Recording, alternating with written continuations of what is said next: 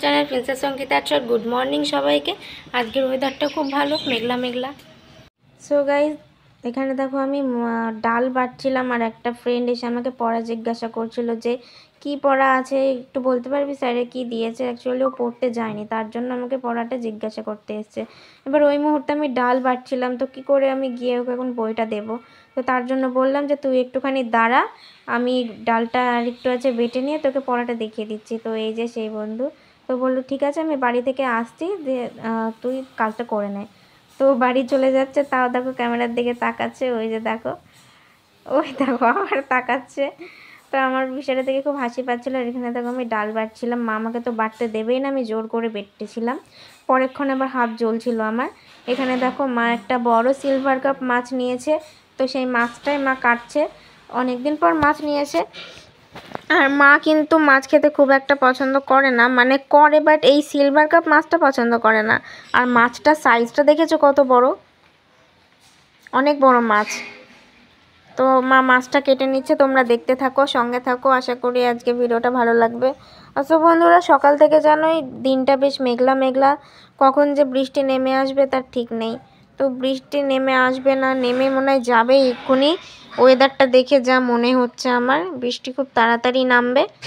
তো তার জন্য আর আমি বাড়ি এসেই মাকে আগে বলি, মানে সবার ফার্স্টে বলি যে মা কী রান্না করেছো বা কী রাঁধছো আজকে, এই ধরনের। তো মা বলবে যে এটা রেঁধেছি ওটা রেঁধেছি, শোনার পর আমার খুবই ভালো লাগে। তো ঠাম্মা কি বলছে চলো বন্ধুরা তোমরা শুনে নাও। ঠাম্মার সাথে একটু ইয়ার্কি করে এই যে ঠাম্মা এখানে ছোলা সিদ্ধ করছে। কালকে যারা আমি রুটিগুলো বেললাম, যদি ভিডিওটা করে রাখতাম। সকালবেলাকা জল খাবার ছোলা সিদ্ধ হবে, দুপুরে হবে ডিমের ঝোল, পাটের শাক, সরি মানে ডিমটা আমার ভাল লাগে না, ডিমের পোস্ত। আর দুটো মানুষের জন্য আর কি করবো বলো? ডিমের আঁশটা গন্ধ লাগে না? লাগে তো, কিন্তু কি করবো, আমার খুব গন্ধ লাগে। ভাজাটাও গন্ধ লাগে, কিন্তু পেঁয়াজ টেয়াজ দিয়ে রান্না করে তো মা, তার জন্য একটু কম লাগে। গ্যাসের খুব গন্ধ বেরোচ্ছে। তারপর কি আমি মনে করেছি ভেন্টিলেটার। জানলাটা খুলে দিই, যাচ্ছে না কেন?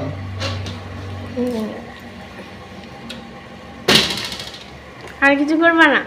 আর কিছু করবো না, কিন্তু অনেক কিছু বলতে ইচ্ছা হচ্ছে। কি বলো? কি বলবো, এতক্ষণ নাতনিকে শেয়ার করলাম। আমি যখন নিয়াং ছিলাম, আমরা বেশ আমাদের প্রেম করতো ঠাকুমার দাদু মাঠে বসে। কথা নয়, প্রেম এমন বিশেষ কিছু আমার প্রেম হয়নি, তবে বিয়ের পরে প্রেম দারুণ হয়েছে, বিশাল এনজয় করেছি।